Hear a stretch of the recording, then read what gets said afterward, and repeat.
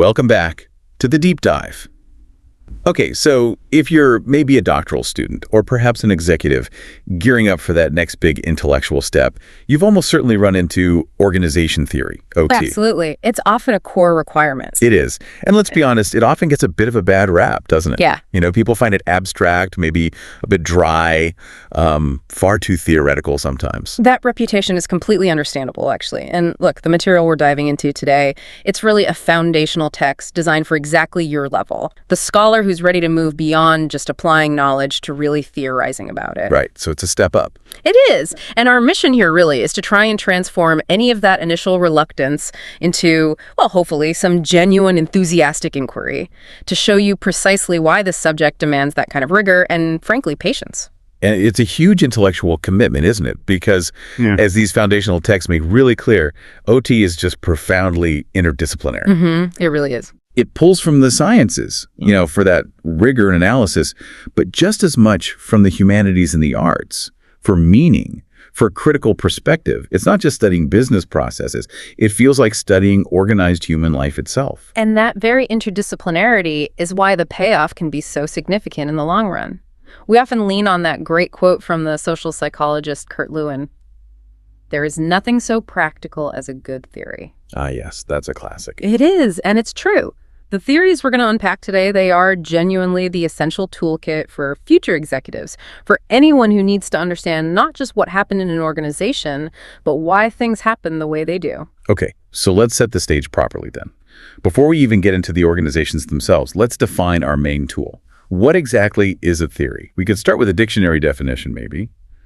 The Oxford Encyclopedic English Dictionary. Good starting point.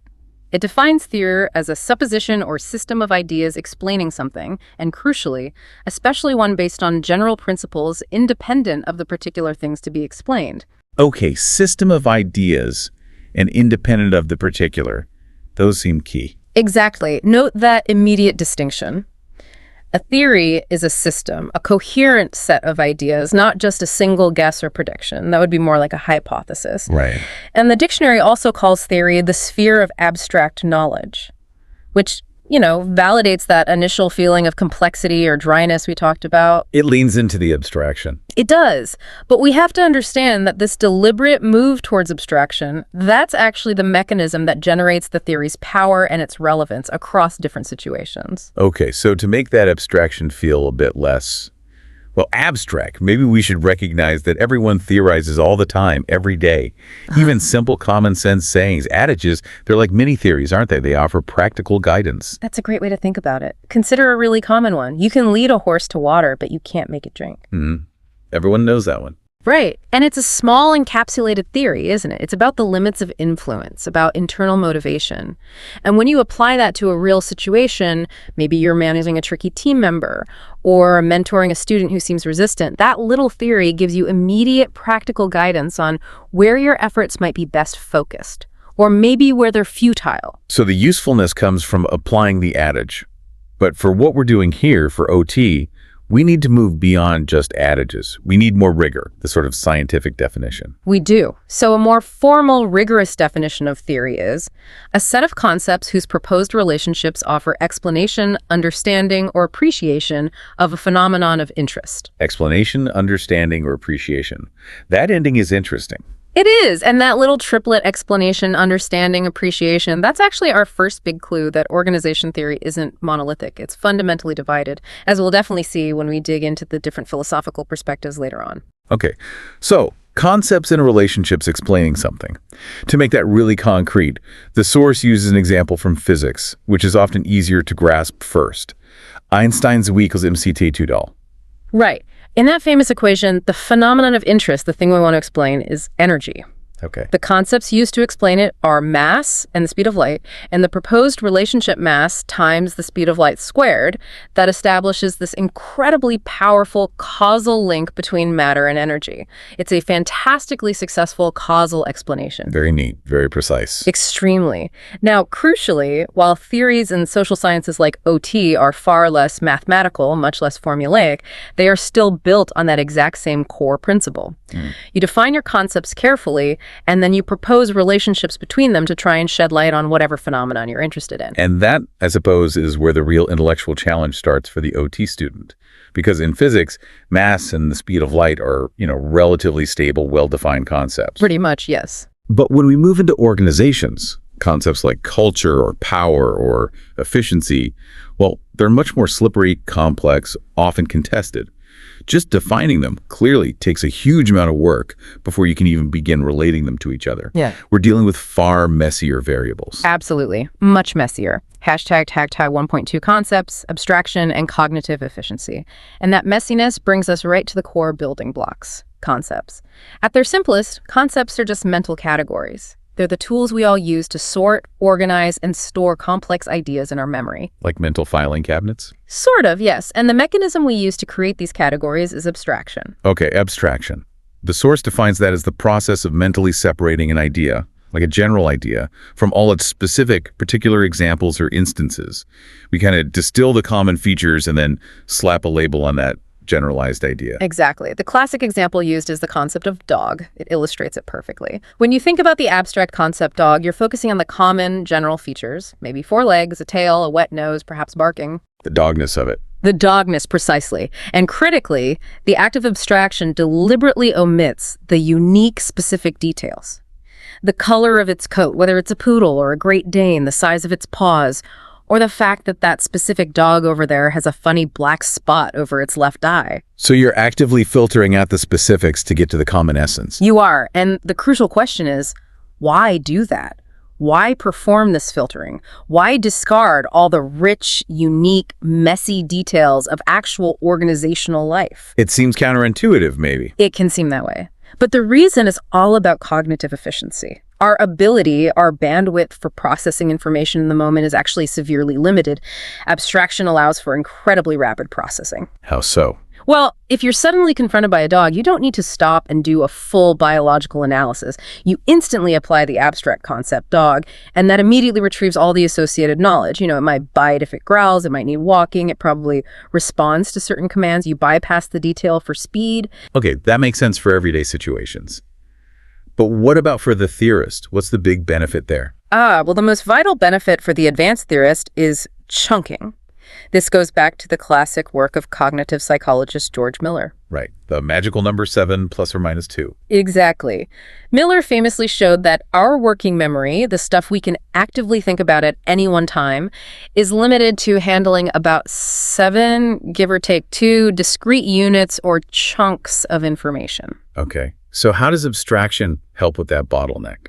Abstraction is the theorist's way around that limitation. You could use up your 7 mental slots thinking about 7 individual employees in a department, their names, their roles, their personalities. Which fills up your working memory pretty fast. Instantly. Yeah. Or you could use the abstract concept of social structure as one single chunk. Yeah. And that leaves you 6 remaining slots to simultaneously think about, say, technology, the external environment, the organization's culture, and so on. I see. It lets you hold much bigger ideas in your head at the same time. Precisely. This capacity to package up to chunk and then mentally manipulate immense bodies of complex knowledge, that's really what separates an insightful theorist from someone who's just collecting data points. Okay, so abstraction gives us this power through chunking. But this mechanism must lead to some kind of trade-off, surely. It absolutely does. It leads directly to the core theoretical trade-off. Generalizability versus specificity. Let's explain that. When your concepts are highly abstract, the theory you build with them achieves high generalizability. That means it can potentially apply across a vast number of different situations with very few limiting conditions. Think back to EMC 220s. That's the ultimate general theory. Applies everywhere in the universe. Okay, wide applicability. But the downside? The downside is that you sacrifice specificity. The more general, the more abstract the theory, the less obvious its direct practical application is in any one specific situation. It tells you less about what to do right here, right now. So there's a tension there. A fundamental tension. And the intellectual move the theorist makes, deciding where on that ladder from very specific to highly abstract to place their concepts, that is perhaps one of the most defining decisions of their entire research project. High abstraction means your theory might apply everywhere, but it offers very little specific instruction for action. Low abstraction gives you specific guidance, but maybe only for that one case. So the skill then for you, the learner listening to this, isn't just about memorizing these abstract concepts like culture or structure. It's about having the intellectual creativity, the insight to actually reverse the abstraction process. That's a perfect way to put it. You have to take that general concept, whatever it is, and then skillfully customize it. You need to add back the crucial, messy, unique details of the specific organization or situation you're analyzing to make the general theory actually work, to make it operational on the ground. Hashtag tag 1.3 practical applications of organization theory, table 1.1. And just to really hammer home this practical utility, let's think about how OT knowledge isn't just for academics. It's arguably mandatory for any really successful executive, no matter what their specific functional area is. The idea that OT is just ivory tower stuff is genuinely dangerous. Okay, let's break that down. Maybe start with strategy and finance. How does OT fit there? Well, think about it. A strategy is essentially just a set of goals, a direction. But to actually achieve those goals, you need an organization that's aligned to execute them effectively. Makes sense. OT provides the blueprint, the concepts for designing the right structures, the roles, the communication processes that allow the firm to actually implement its strategy and monitor its performance. Without understanding OT, your strategy is often just wishful thinking on a PowerPoint slide. Okay. What about marketing? That seems quite different. You might think so. But marketers work incredibly hard to craft a specific brand identity, a promise to the customer. Sure. The brand promise. But if the internal reality of the organization, its structure, its culture, its everyday processes, its organizational behavior, doesn't consistently deliver on that external promise, then the brand rapidly loses all credibility. OT gives you that deep understanding needed to align the internal organizing with the external brand identity, making sure the walk matches the talk, essentially. I see the connection now. What about information technology, IT? They often seem very focused on the tech itself. And that's often the problem. An IT specialist who just sees implementing a new system as a purely technical challenge is almost certainly doomed to fail, or at least to underdeliver significantly. Why is that? Because they must understand organization theory to design systems that reflect how information actually flows in that specific company, how people really interact with technology, what the organization's genuine human informational needs are. You can't just impose a supposedly optimal standardized solution without understanding the social system it's going into. OT provides that understanding. Okay, so it's about socio-technical systems. How about operations, supply chains, value chains? Absolutely critical there. Operations management relies heavily on OT when managing the value chain. Integrating a complex supply chain involves far more than just logistics and hammering out technical contracts. Right, there are people involved. Exactly. OT helps explain the inevitable political hurdles, the social dynamics, the cultural clashes that arise when you try to tightly link the organizing processes of two or more separate companies, your suppliers, your distributors, your own firm. It's about managing interorganizational relationships. Makes sense. And human resources, HR, that seems like a natural fit. It's perhaps the most obvious fit. Virtually every major HR activity is an organizational intervention. Think about it.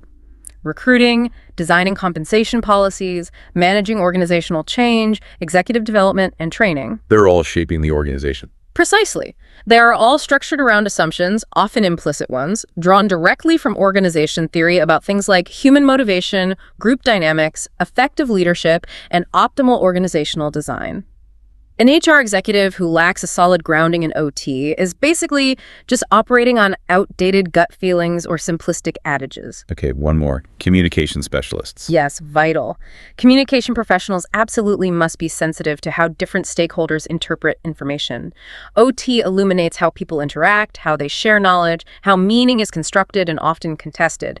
It clarifies the subjective lenses through which messages are filtered. So it helps ensure that important strategic or operational knowledge actually gets received, understood, and acted upon effectively across the whole organization. That's exactly it. So you see, organization theory really does underpin executive effectiveness right across the board in pretty much every functional silo.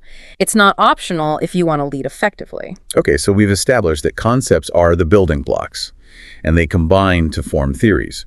Now we need to zoom out again to the macro level. You mentioned that related theories tend to clump together into even bigger cognitive structures. You call them theoretical perspectives. That's right. These broad perspectives tend to group together theories based on fundamental similarities in how they define the phenomena they study and the methods they use to study them. And the source material highlights three main perspectives that have really shaped OT over the last, 50 years or so. Yes, the dominant three are generally seen as the modern, the symbolic, and the postmodern perspectives. But to really understand their interplay and historical context, we probably need to first talk about something else that's always there, kind of interwoven with them, the normative urge. The normative urge, what do you mean by that? Well, the normative perspective isn't always treated as completely separate because that fundamental demand for practical application, for advice on what to do, it's always present in management studies. Taking a normative view simply means assessing things based on some kind of ideal or standard. It focuses on how organizations should be rather than just describing how they are. So it's prescriptive, giving advice. Exactly. It's exemplified today by that constant, relentless search for best practices or the use of benchmarking. Find the most successful company in an industry and then advise everyone else to copy its technology or its structure or its culture. Right. We see that everywhere. But you hinted earlier there might be a danger in that approach. Why is just copying the best, not always the best strategy for an advanced theorist or leader? Because it operates on a potentially very dangerous assumption, the assumption of uncritical transferability. Success is almost always highly contextual. Meaning what works in one place might not work in another. Precisely. An organizational structure or a management technique that works brilliantly in a fast-moving Silicon Valley tech startup might be utterly catastrophic if you tried to impose it on, say, a large, bureaucratic, state-run enterprise in a completely different cultural context. Okay, context matters hugely. It's paramount. Therefore, these normative pursuits, the search for best practice, they only really lead to sustainable, genuine improvement when they are properly grounded in evidence-based practice. And that evidence, that foundational knowledge and critical insight, has to be drawn from the other three perspectives, the modern, symbolic, and postmodern, which are more philosophically rigorous and context-sensitive. Hashtag 2.2, comparing the perspectives, table 1.2 analysis. Okay, so we have modern, symbolic, postmodern with normative sort of woven through. To help us get our heads around the core differences between these main schools of thought, the source uses a really helpful analytical matrix. It's built on two key dimensions, right? Yes, it's a very useful way to frame it. The first dimension looks at the inspiration behind the theories. Where do they draw their core ideas from? And what are the options there? Well, on one side, you have theories inspired primarily by the sciences. This is the natural home for the modern perspective, and also often for the normative urge. Their philosophical background really thrives on achieving causal explanation, finding universal laws, and crucially, being able to predict and control outcomes. So prediction and control are key goals for the science-inspired side. What's the other side? The other side draws its inspiration more from the arts and humanities. This is where you find the symbolic and postmodern perspectives. Their main theoretical contribution centers more on things like creativity, achieving self-insight, understanding meaning, and sometimes aiming for liberation or emancipation. They tend to seek deep understanding, that's the symbolic goal, or critical appreciation and critique, which is more postmodern, often prioritizing richness of meaning over precise measurement. Okay, so sciences versus art humanities as inspiration. What's the second dimension of the matrix? The second dimension examines the role that the theorist themselves adopts in relation to the organization they're studying. What's their stance? And the options here. Broadly, you have the theorist as observer. This stance is typical of both the modern and the symbolic perspectives, though they observe different things. The key emphasis here is on studying the phenomenon, whether it's structure or culture, without unduly interfering or imposing their own biases. The goal is accurate description or interpretation based on careful observation. Okay, the detached observer, what's the alternative? The alternative is the theorist as influencer. This stance is characteristic of the normative and the postmodern perspectives. Here, the research isn't just about understanding, it's explicitly interventionist. Getting others within the organization to change their behavior, adapt their structures, or perhaps even become liberated from oppressive conditions, that is the goal of the research. So they actively try to make a difference. Yes, but the basis for that influence differs crucially between normative and postmodern. Normative influence attempts are usually based on beliefs about measurable success. If you adopt this practice, your profits will increase. It's about effectiveness. Right, the best practice argument again. Exactly. Postmodern influence, however, is typically based on ethical, moral, or perhaps aesthetic considerations. It's more like, if you change this dominant discourse, if you challenge these power structures, you or others will be liberated from unfair constraints or false ways of thinking. The goal is emancipation or critique, not necessarily efficiency in the traditional sense. Right. This feels like we're getting to the really deep foundations now. You mentioned philosophical rigor. The source says every theoretical perspective is built on this fundamental philosophical bedrock, ontology and epistemology. Could you unpack those terms for us? They sound quite academic. They do sound academic, but they are absolutely crucial. Think of them as the hidden assumptions behind every theory. Ontology is basically the study of existence. It asks the fundamental question, what is real, what kinds of things exist in the world, and what is their nature? Okay, ontology, what is real? What about epistemology? Epistemology is the study of knowledge. It asks, how do we know what is real? What counts as valid knowledge? What are the legitimate ways of finding out about the world? So ontology is about reality. Epistemology is about how we know about that reality. Precisely. And they are completely intertwined. You can't separate them. The way a theorist answers the ontological question, what is real, inevitably determines how they answer the epistemological question, how can I know it? It dictates the methods they believe are valid for studying their chosen reality. Getting these two assumptions aligned is fundamental. Misaligning them is a major flaw in any research. #A. The modern perspective, objectivism and positivism. Okay, let's apply this. The modern perspective. What's its philosophical bedrock? The modern perspective is built firmly on objective ontology. This is the belief, really the core assumption, that there is an unshakable external reality that exists completely independently of human minds, perception, or social convention. Objects, structures, organizations, they are out there in the world, operating whether we study them or not. So reality exists separate from us knowing it. Yes. And for the modernist studying organizations, this means organizations are objectively real entities. They see them primarily as systems, often driven by goals like efficiency, rationality, and effectiveness, operating within a real external environment. And how do they believe we gain knowledge about these real organizations? They believe knowledge about them is verifiable through independent observation. If multiple trained observers look at the same phenomenon using the right tools and methods, they should ideally see the same thing. Anything subjective feelings, interpretations, intuition is typically dismissed as potential bias, something to be controlled or eliminated. So the focus of OT from this perspective is what? Finding universal rules. Exactly. It's about discovering the universal principles, maybe even laws, that govern how these objective organizational entities behave. Think of all the classic management studies focusing on finding the one best way to structure an organization, the optimal span of control, the most efficient workflow, the need for clear rules and standardization. Okay, objective ontology. What's the corresponding epistemology? How do they discover these laws? That leads them directly to positivist epistemology. Positivism holds that genuine knowledge, or truth, is discovered only through the strict application of the scientific method. The classic scientific method, hypothesis testing, etc. Yes. Formulating specific, testable hypotheses, trying to control variables, and then rigorously testing those hypotheses against the external reality using reliable, objective, often quantitative measurement.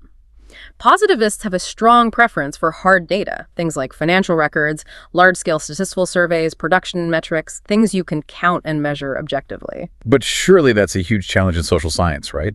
Especially in organizations. It's not like physics. You can't perfectly control all the variables when people are involved. That is the absolute core challenge for the positivist in OT. They constantly struggle with the difficulty of isolating variables and the danger of confusing mere correlation, two things happening together with true causality, one thing actually causing the other. Because everything affects everything else in an organization. Pretty much. When you're studying inanimate objects in a lab, isolating variables is often feasible. But when you're studying human organizations, embedded in complex economic, social, political, and cultural environments, you can never truly control all the inputs and influences.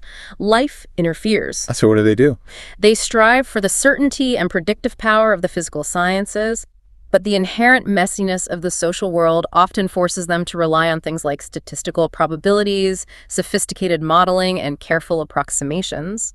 The very nature of social life resists the kind of timeless, universal, context-independent laws they ideally seek. That inherent tension is absolutely central to the modernist struggle in OT. #B. The symbolic perspective, subjectivism and interpretivism. Okay, so modernism is about objective reality and scientific discovery. This symbolic perspective, you said, offers a radical break from this. It really does. It starts with a completely different ontological assumption, subjective ontology. Symbolists contend that we actually cannot know any objective reality completely separate from our own subjective experience and awareness of it. So there might be an objective reality, but we can't access it directly. Essentially, yes. Or at least, what matters for understanding human behavior is the reality that we experience. For the symbolist, what exists for us exists because we collectively agree through our interactions and shared understandings that it exists. Reality is intersubjectively constructed. Okay, so reality is socially constructed through shared meanings. Exactly. And this immediately shifts the focus onto phenomena that the strict modernists might struggle with or dismiss, things like organizational culture, shared narratives, rituals, symbols, the process of sense-making. These things are profoundly real within the organization. They shape behavior powerfully, but you couldn't really grasp them using only objective external measurements. You need to understand the insider's point of view. Precisely. This perspective requires empathy, intuition, interpretation, the very subjective elements the positivist tries to screen out as bias. So from this viewpoint, what are organizations? Not fixed systems? No, not primarily. Symbolists see organizations as contexts, as settings that are constantly being constructed and reconstructed by their members through ongoing symbolically mediated interactions. Think of them as unfolding organizational dramas or intricate webs of meaning that people spin and live within, socially constructed realities. And if that's what organizations are, what's the goal of OT for a symbolist? The focus shifts away from discovering universal laws towards description and understanding. The goal isn't prediction and control, but rather interpreting the symbols, understanding the rituals, mapping the shared meanings to reveal the organization's unique culture or cultures. They want to understand how organizing actually happens as a lived experience, the process, not just the measurable input and output. Okay, subjective ontology leads to a focus on meaning and culture. What's the epistemology then? How do they gain this understanding? Their approach is interpretivist epistemology. Interpretivism argues that truth, or knowledge, is always relative to the knower in their context. Knowledge isn't discovered out there, but rather it's created and understood from within the specific social and cultural contexts that give meaning to experience. So they reject the traditional scientific method. Largely, yes, especially its claim to objectivity and universality. They argue that trying to artificially separate the researcher from the researched, as positivism attempts, actually destroys the very context needed to understand meaning. Instead, they turn to interpretive methods, often borrowed from anthropology or sociology. Like ethnography, living within the organization. Exactly. Ethnography, participant observation, in-depth, unstructured interviews, analysis of stories and documents for their symbolic meaning. They seek soft data, rich, thick, contextual, qualitative information.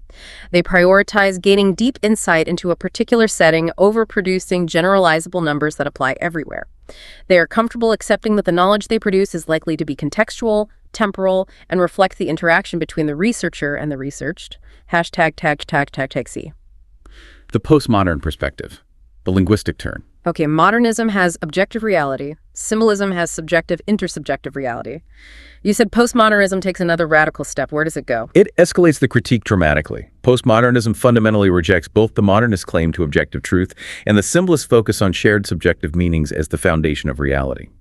It's defined by what's called the linguistic turn. The linguistic turn, what does that mean?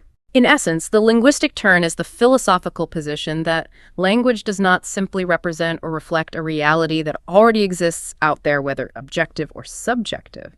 Instead, language constitutes reality. Language makes reality. That sounds extreme. It is a very strong claim. The German philosopher Martin Heidegger captured this shift powerfully when he said, "In the saying it comes to pass that the world is made to appear, language brings the world into being for us." Wow.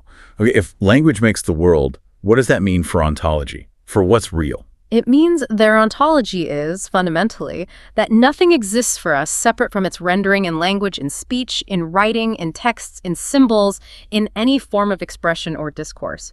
The world appears in language, but crucially, for many postmodernists, without a stable, independent referent outside of language itself, because, they argue, there is no fixed, objective, or even stable subjective reality to refer back to. Everything is essentially a text situated within one or more competing discourses. Okay, no reality outside of language, outside of text and discourse. That must have huge implications for epistemology, for knowledge and truth. Absolute devastating implications for traditional ideas of truth. Their epistemology logically follows. If there is no independent reality outside of language, then there can be no objective or even stable intersubjective truth about it. Truth, therefore, becomes an empty concept. It has no real meaning. So all knowledge claims are, what? Yes. Just opinions. Worse than opinions, from their perspective. All knowledge claims, whether they're modernist statistics claiming objectivity or symbolist interpretations claiming deep cultural understanding, are ultimately seen as power plays. They are merely linguistic renderings, particular ways of talking, designed consciously or unconsciously to create and sustain a particular version of reality, usually one that benefits certain groups and disadvantages others. They are embedded in organizational ideologies. This completely reframes the whole idea of an organization then. What are organizations for a postmodernist? They see organizations primarily as sites for enacting power relations. These power relations, embedded in the dominant discourses within the organization, inevitably give rise to things like oppression, irrationality, paradox, and the silencing of alternative viewpoints. Organizations become texts, or maybe dramas, that are full of hidden meanings, contradictions, and power struggles. So the goal of OT isn't discovery or understanding, but the focus shifts dramatically to appreciation in the sense of critical awareness and critique. The main work of the postmodern theorist is often deconstruction. Deconstruction, like taking things apart. Yes, taking apart the organizational texts, the mission statements, the strategic plans, the HR policies, the performance reviews, the annual reports, even the office layout. They analyze this language and symbolism to expose the hidden managerial ideologies, to destabilize the taken-for-granted modernist ways of organizing, and importantly, to give voice to marginalized or silenced perspectives. And you mentioned power is central here, linked to language. Absolutely central. Because if language constitutes reality, then whoever controls the dominant discourse, the accepted ways of talking and thinking about things, literally controls what can exist, what is considered real or true within that context. Can you give an example of that? How language creates reality? The source material gives a really interesting example from medicine. Think about clinical conditions like multiple sclerosis, MS, or attention deficit hyperactivity disorder, ADHD.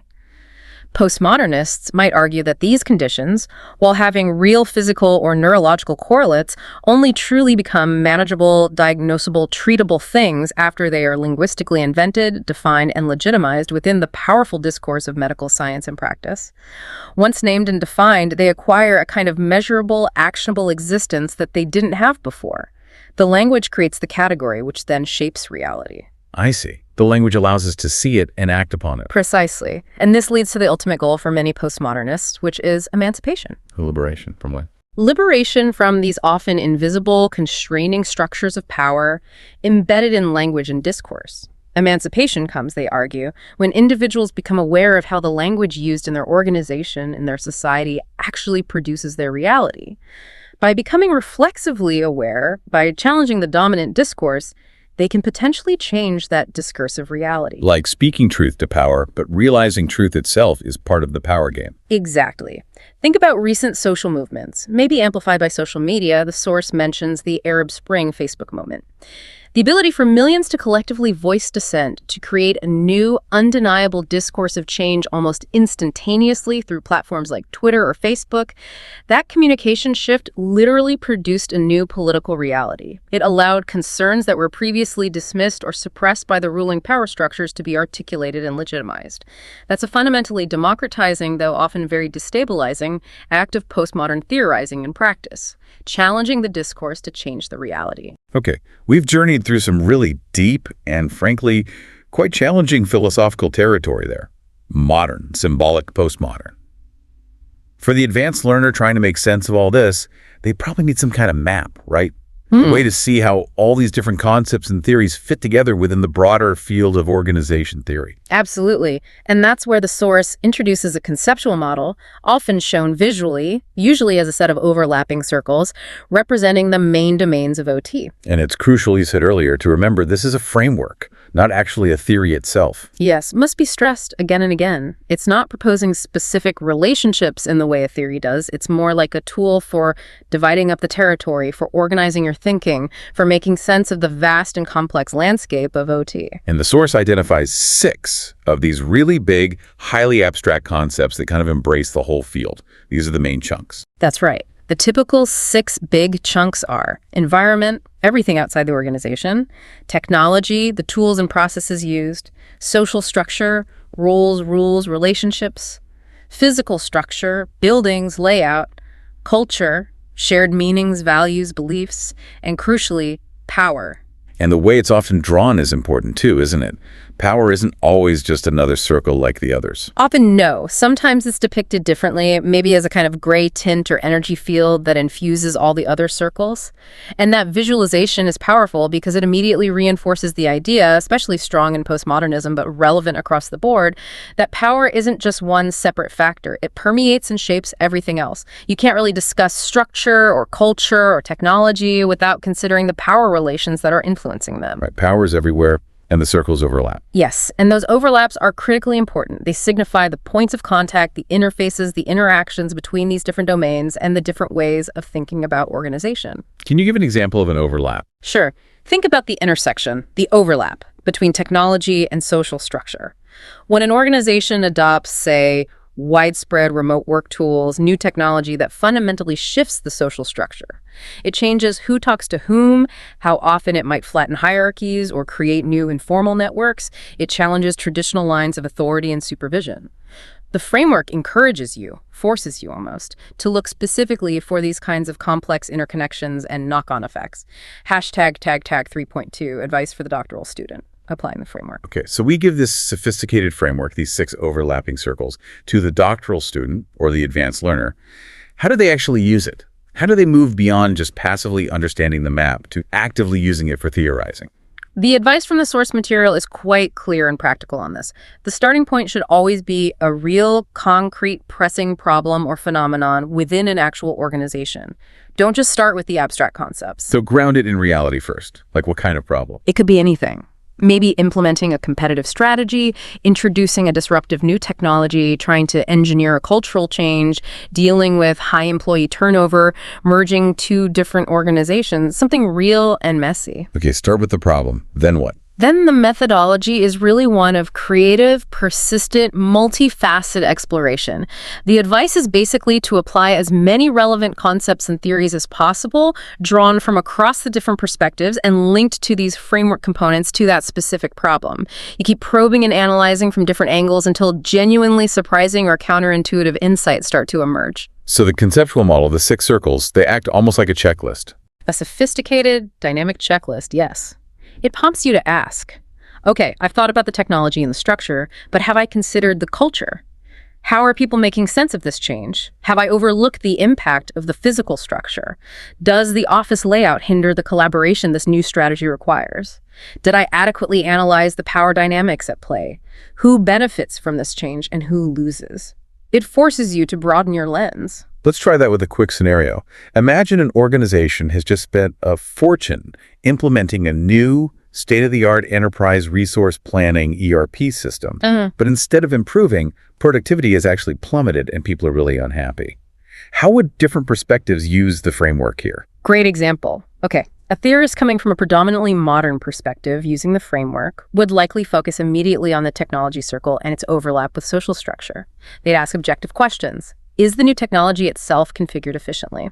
Are the new roles, rules, and workflows, the social structure, optimally designed and aligned with the technical requirements of the ERP system? And their solution would be? Probably involve things like restructuring reporting lines, redesigning workflows, providing more technical training, maybe even tweaking the system architecture itself, optimizing the objective system. Okay. Now, what about a symbolic theorist looking at the same ERP disaster? They would likely pivot straight to the culture circle and maybe its intersection with social structure, communication patterns. They'd be asking subjective questions. How is this new system being interpreted by the employees? What meaning are they making of it? Has the dominant narrative defined the ERP as management surveillance or just more bureaucracy rather than a tool for empowerment or efficiency?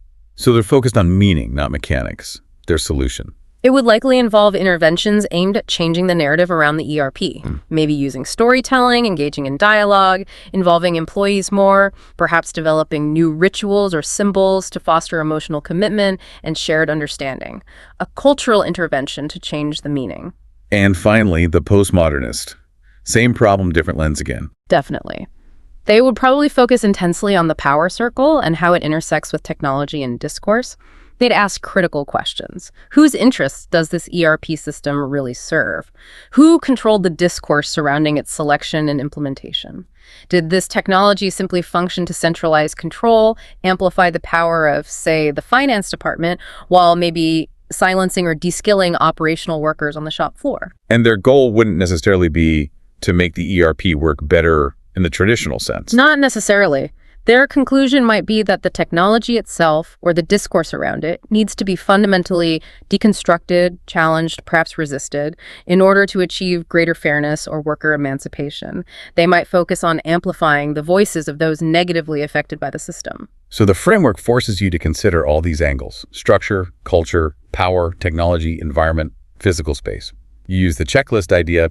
Did I remember physical structure? Does the new system need collaborative spaces that we don't actually have? That is precisely the point of using the framework actively.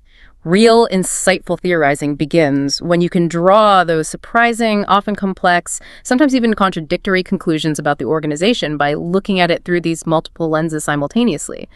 When the situation calls forth explanation and understanding and critical appreciation. And that requires, as you said before, reversing the abstraction. You have to take the general concepts from the framework and skillfully add back the specific, messy details of that particular organization and that particular ERP implementation to generate customized, relevant insights. Exactly. And that process, that creative application and synthesis across different perspectives, grounded in a real problem, that's the difference between someone who just knows some organization theories and someone who can actually be an organizational theorist. It's about developing your capacity to think theoretically. Wow. Okay, we have covered a lot of ground today. We've really journeyed from those simple everyday adages right through to the highly contested philosophical battlegrounds that underpin organization theory. Modern, symbolic, postmodern. It's a big landscape. It really is. But I think we've shown, hopefully, that theory, even highly abstract theory, isn't the opposite of being practical. In many ways, it's the very foundation for effective practice. Absolutely. And perhaps the essential takeaway, the thing to really hold on to, is that distinction we made between just consuming or learning about theories and learning how to theorize yourself. Right. It reminds me of that ancient proverb. Give a man a fish and he will eat for a day. Teach a man to fish and he will eat for a lifetime. Exactly. OT, when taught and learned properly, isn't just giving you a fish a prepackaged solution. It's teaching you how to fish for the insightful ideas, the deeper understandings that can actually improve the complex world of organizations and organizing. And that journey, learning to fish, it absolutely requires mastering the vocabulary we've introduced today. Terms like ontology, epistemology, chunking, positivism, interpretivism, the linguistic turn, deconstruction. They're not just academic jargon to impress people. Not at all. They are the fundamental conceptual tools you need to navigate the inherent complexities and ambiguities of organizational life with any degree of sophistication. You can't think clearly about these things without the right words, the right concepts. And for you, the learner, listening to this, you should probably be prepared for this process to feel, maybe a bit overwhelming or messy at times. Oh, almost certainly. As your collection of concepts and theories starts to multiply, as you grapple with these different perspectives, you will likely feel frustration. It's complex stuff, but the key is to remember that your capacity to handle this material, to make sense of it, it grows with exposure and deliberate practice. It's a skill that develops over time. Exactly. The process of becoming a skilled conceptualizer, a theorist, it's never really finished. building that steadily expanding body of theories and perspectives in your own mind, learning to apply them creatively, that's really a lifelong endeavor for any reflective practitioner or scholar. So we really hope that you, our advanced learner, will use this deep dive, not as some kind of final word, but much more as a starting point, a foundation to build upon.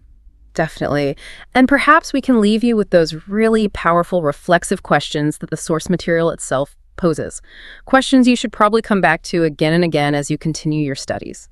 Firstly, by engaging with these ideas, what previously hidden or overlooked aspects of your own experience in organizations have you perhaps discovered or started to see differently? That's a great question, making it personal. And secondly, maybe even more fundamentally, how would you, right now, at this moment, try to define organization? Has your definition shifted or become more nuanced? That's a challenge.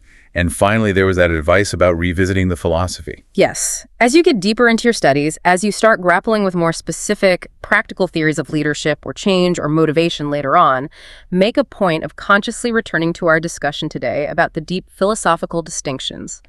Modern, symbolic, postmodern, their ontologies and epistemologies. Why is that important?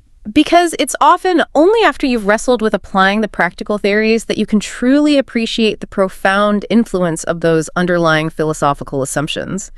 Re-examining those foundations later on will unlock a much deeper level of insight and critical awareness about the entire field and about your own theoretical stance within it. It's a recursive process of learning.